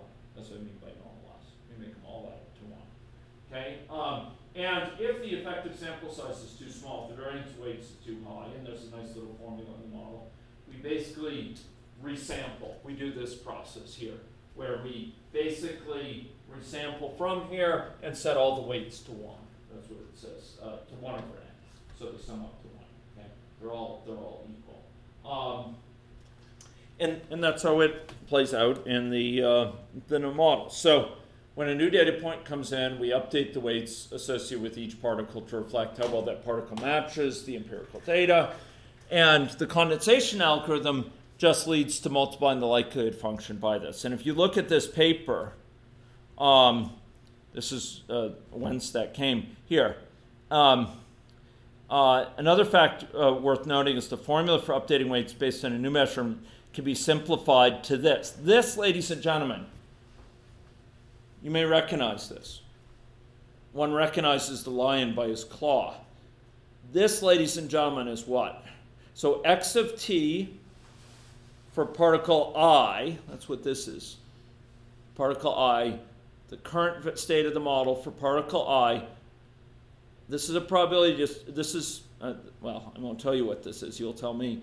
And this is the empirical observation. What is this computing? This is nothing short of the likelihood. This is saying, what's the likelihood of observing the observables at this time given the state of this particle? All we do is we update the weight by multiplying the old weight by the weight of this particle. And remember, this, sorry, what am I saying? That's horrible. We're updating the weight by multiplying the old weight by the likelihood of observing the empirical data given the state of this particle. So if this particle is positing something that is very unlikely to yield the empirical data, like if this particle is positing there should be 1,000 people getting infected in this past week with measles, and we only see in the empirical data 10. The likelihood of observing a report of 10 people getting measles when really the true state was that 1,000 got it in the past week, that likelihood is very small of observing just 10.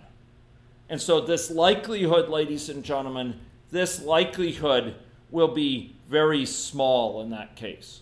On the other hand, if we have a particle that says that it predicts there should be 8 or 12 people getting measles in this past week, and what we actually observed was 10, the likelihood there is going to be quite high. Maybe it's like at a 0.1 or something like that. And so this weight will be much higher than that other weight would be after the update. Now, it's not to say this new weight will be super big, but it'll be much bigger than the other weights. And when we renormalize, when we make them all total up to 1, this weight will be quite high. So the actual weight, when we actually multiply it, may be small, but if it's much bigger than the other ones, it will be among the normalized weights will be very high. Maybe it will be 0.25 or something like that. So ladies and gentlemen, this likelihood is the key practical element that you will have to describe. And for someone like Li Xiaoyan, this likelihood will involve the number of cases of measles diagnosed in the last week, say, compared with the model. For someone like Tricia, this likelihood will be more textured because you'll be dealing with a model where you may have many observations for a given point, one for this age group, one for the next age group, one for the next age group, and you would be considering a likelihood function where the likelihood of observing all of those may be the product of the likelihood of observing each one independently. Okay? Yeah, and we've done that before when we have multiple observations. So ladies and gentlemen, this is the key thing. At that point, we're going to be updating this weight, and that's going to represent the fitness of this particle, the consistency of this particle with the data, the level at which it accords with its predictions accord with what's observed by the model. So we're going to give that a model that's very consistent more weight. It will be multiplied a lot.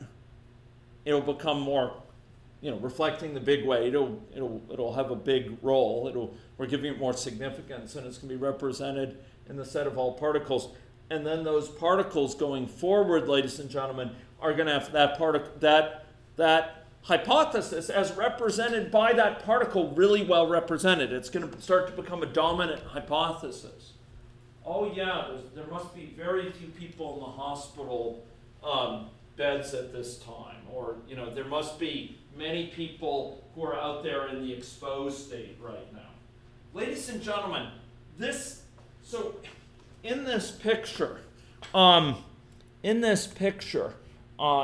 situation, for the model, for the dynamic model, each particle is representing some hypothesis about the true situation in the world. And the hypotheses, that is the particles that are more consistent with what we observe about the world, will be multiplied and survive. The ones that are less will die out, but each particle is positing a true situation, underlying situation. And when multiplying by that likelihood, we're always asking, what's the likelihood that if this particle is right about the true situation, what's the likelihood we would observe the empirical data we've seen at this point?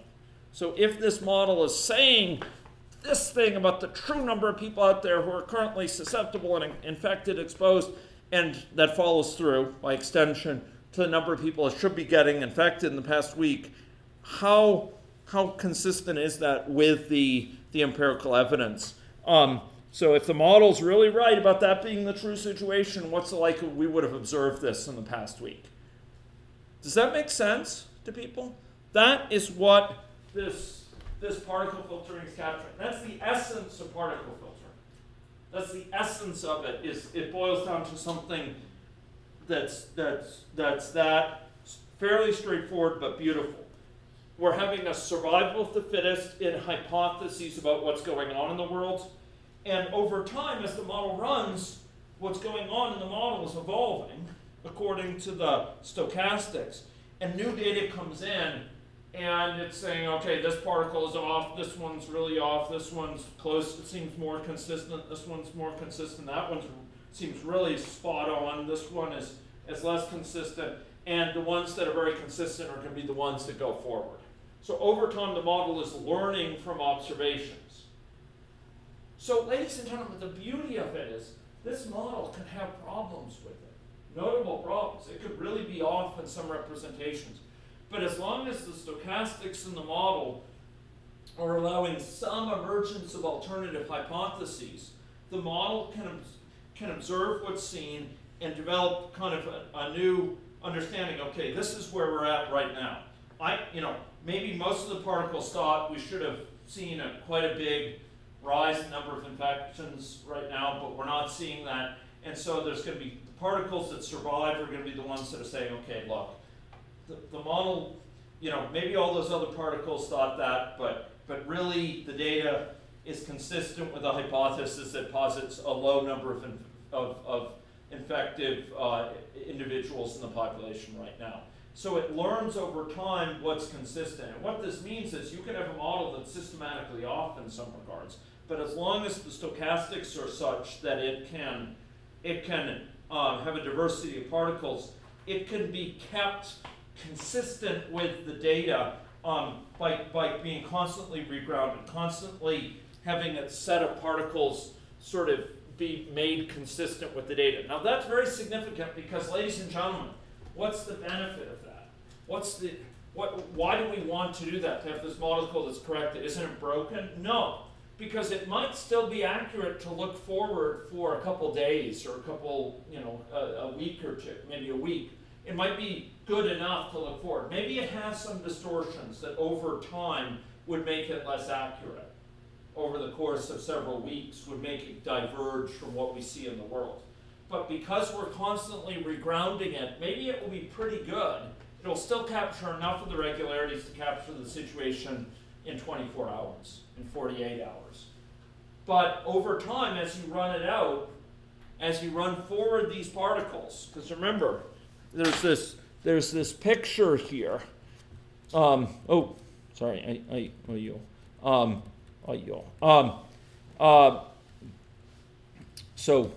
where is this situation? As we run forward this model, it's learning along the way about, okay, what's the situation like to be? It's projecting forward. All these particles projected forward, they're being projected forward with no weight updates after that, because there's no new empirical data coming in for this area. There's no data received yet. And so it just projects forward all these particles. And the ones that are more consistent with what's going on to this point are the ones that are used to look forward. But the further you look forward, in many cases, and you could see it, you could see it back here. You could see it in this original picture.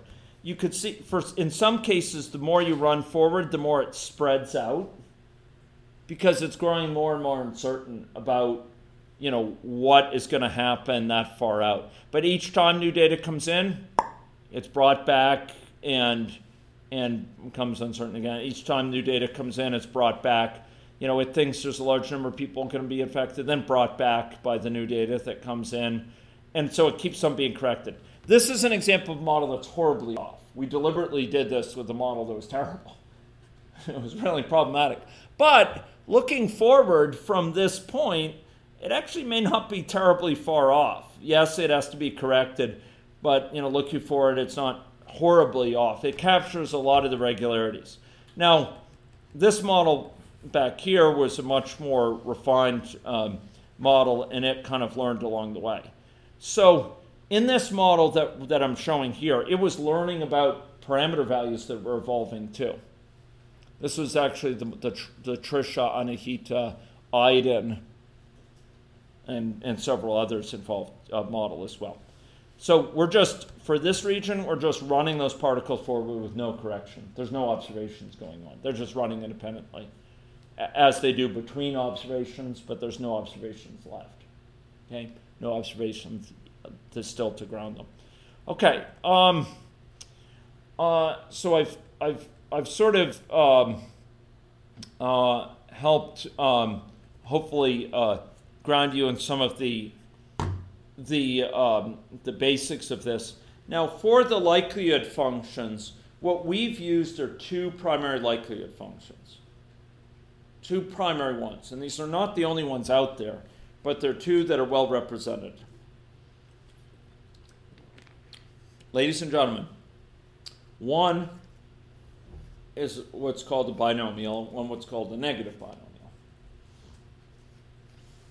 So a binomial would be associated with a theory kind of that, let me see if I could motivate it. We might associate a binomial with, what's the likelihood that we observe a certain count of people who are cases of flu? What's it likely we observe 10 reported cases of flu when there's really 100 people? The value of this flow is 100. It's 100 people going across this flow in a given week. What's the likelihood we observe only 10 reported cases? Well, one simple assumption that would yield a binomial assumption would be, let's suppose we said, well, look, each case of flu, they have a certain, we posit there's a certain probability that they come in for care. Maybe it's 10%. 10% chance that a given case of flu might come in for care. And each person is independent, we posit, okay?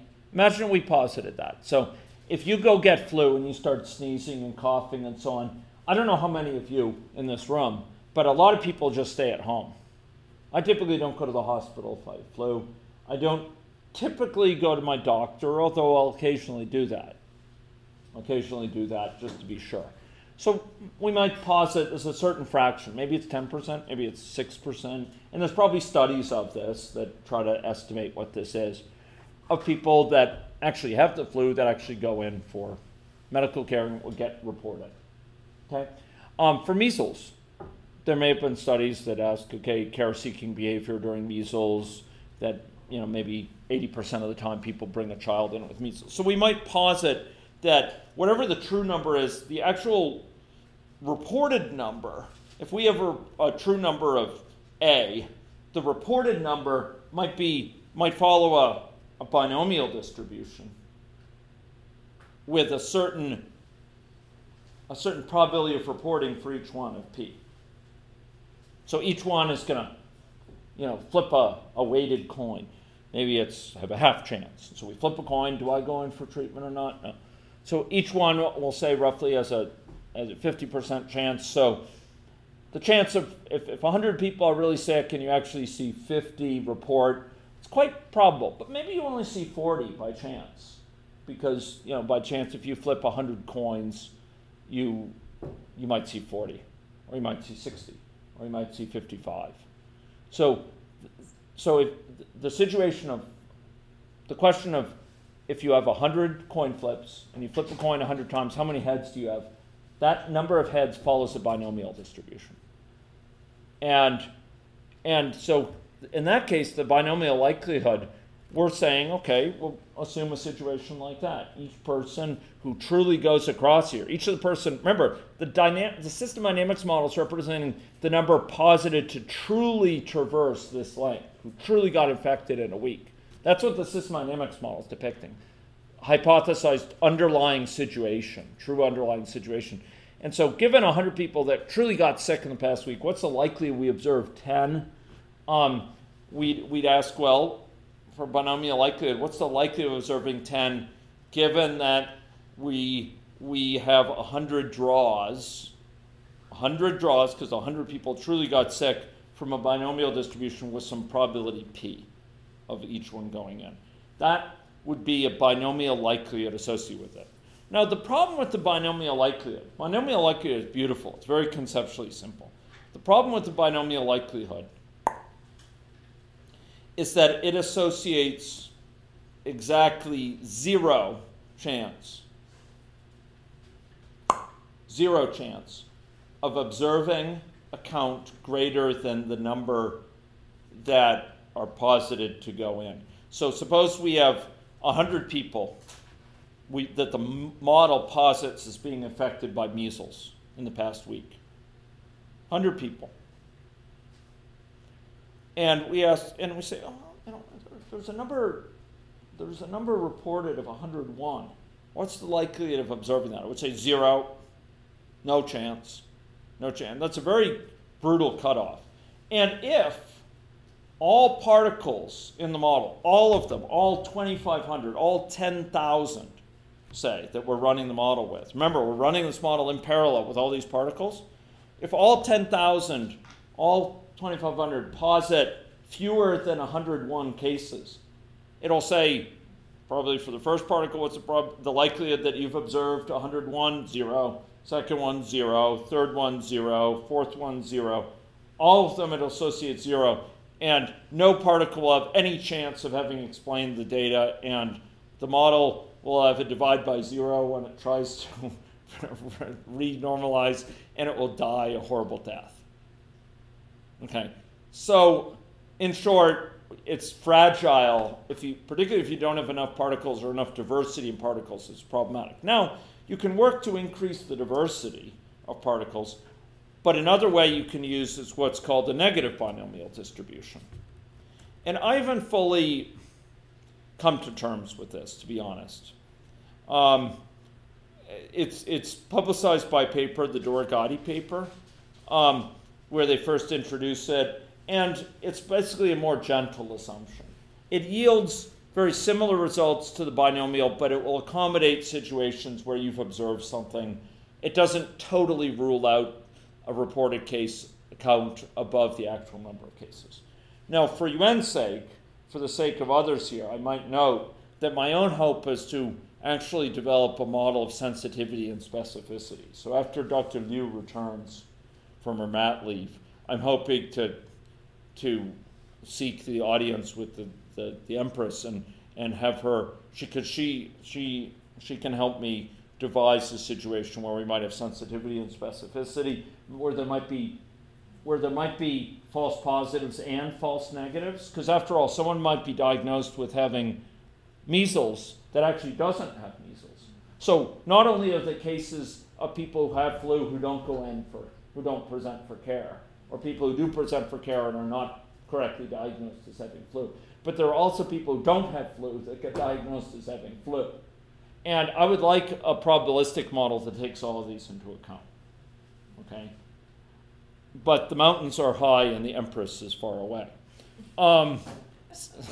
So Sangao, Ni Huangdi Yuan, not Huang Ho. She's definitely not Huang Ho. Niu Huangdi. Okay, so ladies and gentlemen, we use negative binomial, and this is what they look like. You have to specify the dispersion parameter. And these are different dispersion parameters for it. And you can see they all retain the same expected value. But dispersion parameter 1, it's actually very bimodal, very almost exponential looking. This also has mean value. This has mean value 1,000. This is mean value 1,000. This is mean value 1,000. This is mean value. But you notice they're getting tighter as the dispersion parameter goes up. So these are different likelihood functions that we explored using. And in fact, we did use one of these. And in fact, Tricia has some expertise in this sort of area. She experimented some with, I think, different likelihood functions. Okay, so here we have likelihood functions, and I used the likelihood of 40. So we said, okay, if the true value is something, there's some chance that you have more and some chance that you have less reported. Okay, and I talked about the resampling stuff. If there's too large a diversity, we draw a new set reflecting the weights with proportion, with the likelihood of getting one proportional to its weight. This is the same importance sampling idea. Remember the importance sampling? I wish I could draw from one distribution, but sometimes I can't even represent it. But as long as I can compute its likelihood or its probability at a certain point, and I can compare it with the one I did draw from, then I can draw from it by first going through getting a weighted set of particles, and then drawing from the weighted particles with a probability according to their weight. That's the idea of importance sampling. And that's what we're using here with the resampling step. And it's beautiful. Ladies and gentlemen, I wish I could properly express how beautiful this idea is, which is exploited in MCMC, that you can sample from something you can't even describe explicitly. All you have to do is be able to calculate at a given point what its probability density is. All you have to do is be able to calculate what the height of this is at a given point. You don't even have to represent it. You don't have to draw a table of it. You don't have to represent it as a cumulative distribution function. You just have to be able to compute that probability, and then we can sample from it. That is awesome. It is a great thing. It's a great thing. And it's one of the beauties of MCMC. Okay. And then, if we want to compute statistics, we want to ask what's the expected value going forward, or what's the, we want to ask what's the 90% credibility interval within which 90% of the values lie. We can just do so using samples from weighted particles. Please do not sample from unweighted particles. That's almost meaningless to sample from the unweighted particles. You sample from the weighted particles. So if you want to find a 90% interval, an interval within which 90% of the particles lie a week from now, if you want to look forward by a week and say, give me the band within which 90% of the particles lie, looking forward by a week or by a day for the emergency room, in the dynamics associated with the hospital in terms of occupancy, you would be asking, you'd be drawing from samples and computing what are those ranges within which 90% of the values lie, and using that. But you'd be drawing the particles not with uniform probability, but with a probability according to their weights. So what are the dangers to this? Well, you can have too few particles. You can have particle impoverishment, where they're too small in diversity, or the condensation algorithm is too naive. It's not enough to just sort of update in a simple way. We've had pretty good luck. Our biggest problem at a practical level with this is one encountered by another student who Chen Wei Chung knows very well. I don't know if anyone else knows him, Chong Peibo. He ran a particle filter with mosquitoes, and the problem was the likelihood function was not tight enough, and there just weren't enough observations. So it was just too diffuse. It couldn't really help a lot in tying it down. And you've shown more recently why. Because the weekly data is just not good enough to really tie it down what the true mosquito population is very well. Okay? So we evaluated particle filtering in two ways.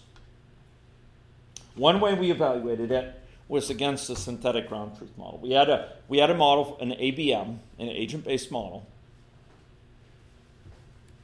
In fact, I'm describing the very model that lies before us here. You'll notice that here's the particle filtering model, and I was running this, and here's the synthetic ground truth model.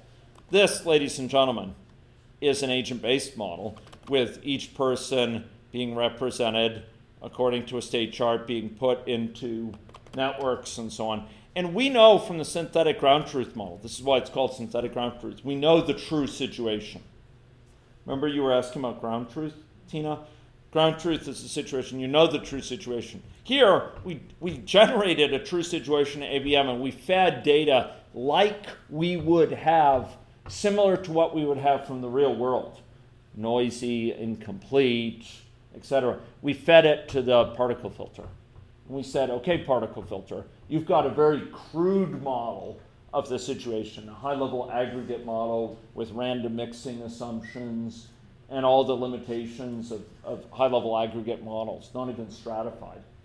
And we said, okay, with the particle filter, with this high-level model, see how much it improves the accuracy compared to using an unaided, just running it unaided with no particle filtering. And it had profound benefits. The particle filtering kept the aggregate model quite honest and hugely increased the accuracy. Now, for this paper here, on which Tricia worked, and Anihita, and others, here we didn't have luxury of ground truth. We just had observations from Winnipeg every day. Observations from Winnipeg. We don't know the true number of people who are sick in Winnipeg. So you might ask, how can we judge how effective the particle filter is? Well, ladies and gentlemen, we have a beautiful thing. We can ask, how well does it predict values forward? We can ask, okay, if we let it particle filter to this point, how well does it predict the next few days of data that are coming in? How much does it predict will be the number of reported cases of illness the next few days? That's how we judged it here. So here, we're feeding for the particle filter data to a certain point, and we're asking how well does it predict the next data points. Ladies and gentlemen, this was just the strategy seen here. We're asking, given the data only up to here, how well does it predict these things? And it often is surprisingly well. It predicts them surprisingly well. So this is what we were judging. And in the paper, we had a little thing. We did an expectation overall. We sampled from particles and calculated how many we would have expected there to be reported at time t minus the actual number reported. And we took the square of this, we squared that because it could be negative or positive and yield the same result. and we went over all future time points, and we take the square root of it, and we ask what's the expected value over particles. And we use that to judge how effective the particle filter was at improving accuracy. And it greatly improved accuracy. And if you look at this paper, this is with respect to the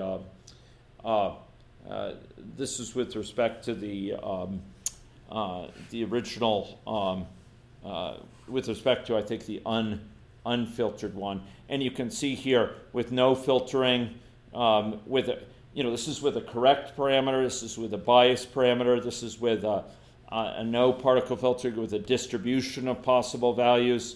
And then here is with particle filtering, and you could see it greatly lowered the error from this. And this is for a scale-free network. This is for a random network. With a random network, as Yuan well appreciates, a random mixing assumption is much more accurate, actually. Remember, that's in your thesis? Yeah. And so it reduced error, but it wasn't quite as dramatic, although we could get one that was very effective strategy. This is for small worlds, and this is for distance-based. We did a bunch of experiments. So in short, particle filtering can dramatically lower the error rates associated with outcomes here.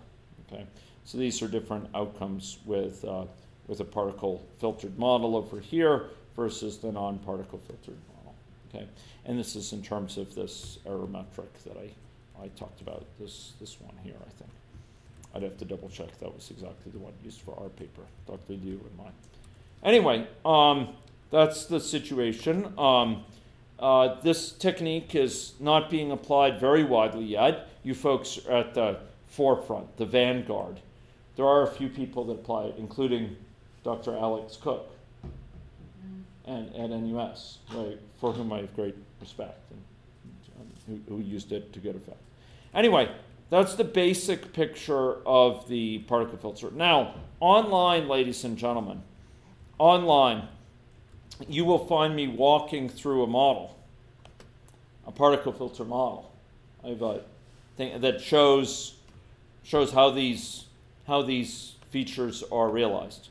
And I would point you to that video, and without wanting to reproduce it here, I'll just note, for example, this is a key component, receive empirical observation. So what this does is it says, okay, I got one.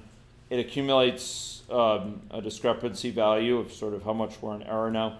It updates the sample prior distributions. Okay, this is updating a histogram that shows sort of what the particles posit before the update. If we're performing the particle filter, we process a new empirical observation for the particle filter. And this is where the observation logic is. And then we update the histograms to show the values afterwards, and we report the means. Now, if we were to go here we update the weights based on the observation, right? That's just what I was saying. Hey, boom.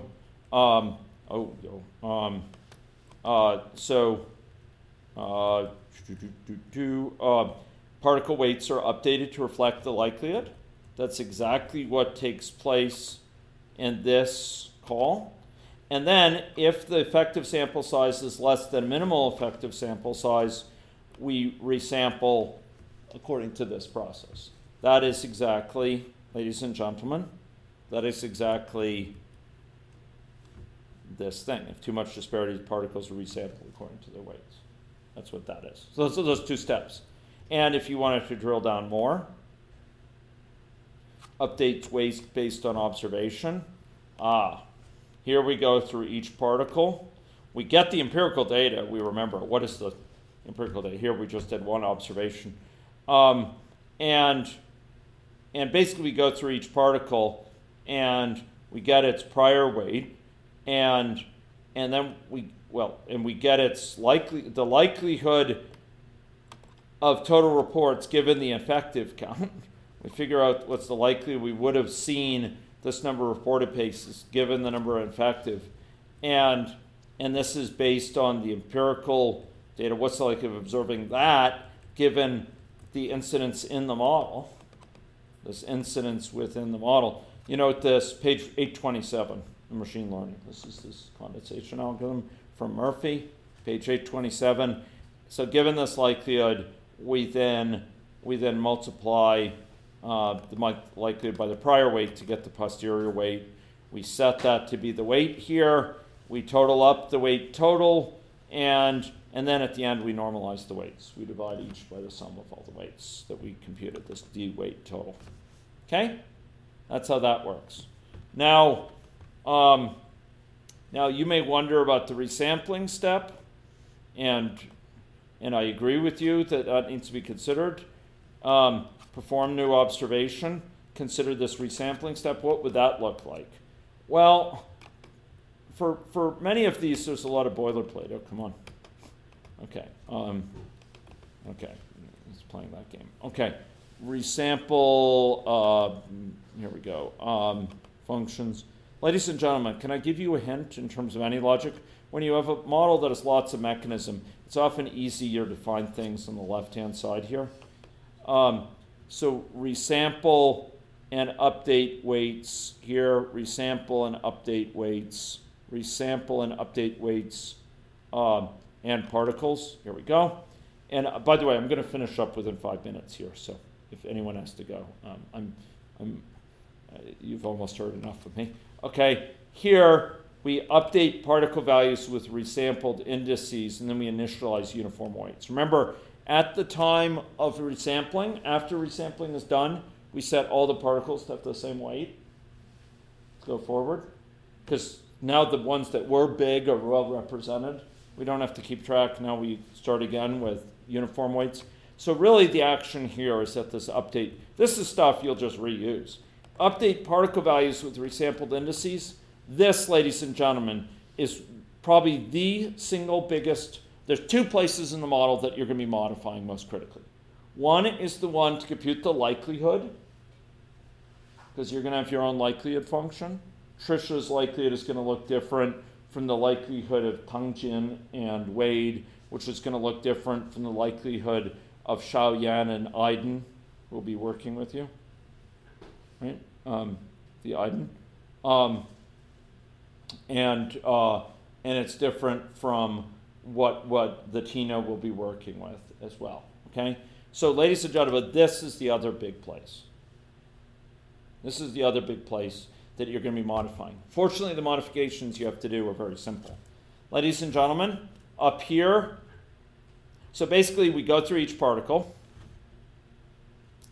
and for each particle, we figure out what the source particle is going to be for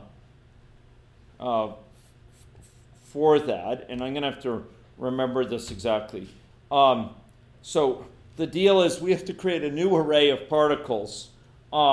Yes, right. Okay, and yes, exactly. Okay. This array new index for a particle, where is that? Okay. So this is used here, but is that one of the arguments? Yes. Okay. So ladies and gentlemen, this update particles with resample. This is called by this. Oh, that's beautiful. Okay. Yeah, so ladies and gentlemen, here I resample the indices. Okay, this is what we do. And none of this has to change. You just use this. This is beautiful. All you're going to do is run this. You're going to have this exact function in there. And all it does is it's going to draw for each index, it's going to figure out where that sample comes from based on the weights of particles. And the beauty is that your weights are going to be encoded just like mine, so you don't have to modify this function. This is going to sample from the weights of your particles, whatever those particles contain. Representation of a diabetes model, representation of a hospital, representation of HIV status, representation of measles. Okay, you're just going to use this. This basically figures out for each particle whence it will come, from what index it will come. Okay? For each of these new particles, from which of these source particles will it come? And then, so having figured that out, ladies and gentlemen,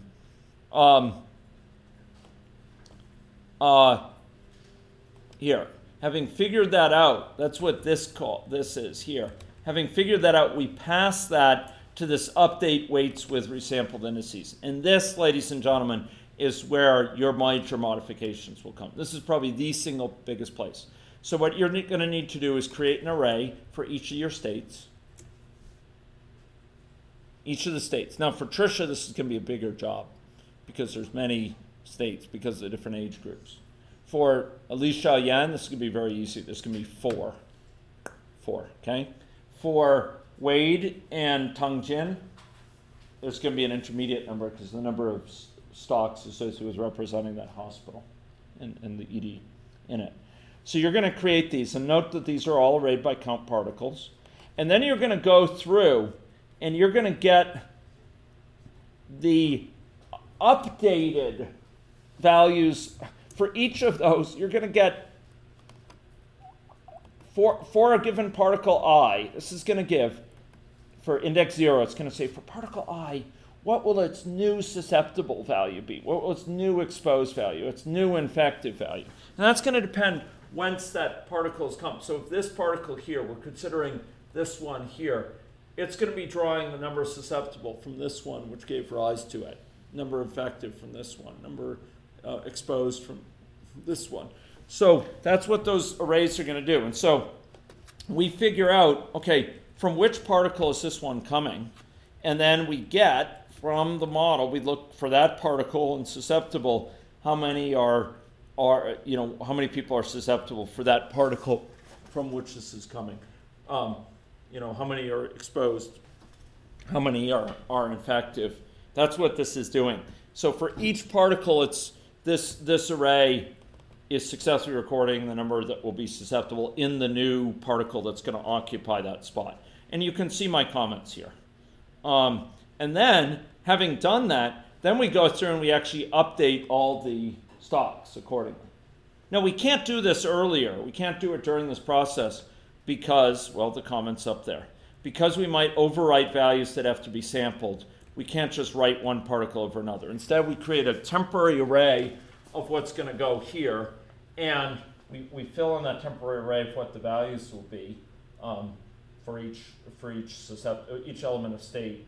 And then we'll go impose it on the particles because we don't want to overwrite one of these particles in the process of when it may be needed again, because this particle can get occupied again. We don't want to sort of say, oh, another particle is going in that position and stomp on it in a way that we can't copy it anymore. So that's why we create a temporary. It's just like when you do a swap. You have to have a temporary variable that will take one of the values, and then you set one to the other, and then you put that third one in. That's what's going on here. It's a kind of a swap type of thing. Conceptually, it has some similarity. Anyway, this is where the biggest change will be in your model. Is this okay? And you're going to have to put an array there for every element of state. So if your model has stocks for X, Y, Z, you're going to need to have an array for X, Y, Z, and you're going to need to change this, and it will read from the corresponding, susceptible reads from susceptible, exposed from the corresponding stock, infective array from the corresponding infective stock, recovered array from the corresponding recovered, log contacts per week from the corresponding. This is just the stock in the model. So this, or this guy here, or this guy here it's reading from that for that particle. That's what this particle is. And this guy here exposed is reading from this one here for that particular particle. Do you see that? That's how that is working. Okay. Now there's some other mechanisms associated when the data comes in, at what times it's coming in, and computing the discrepancy.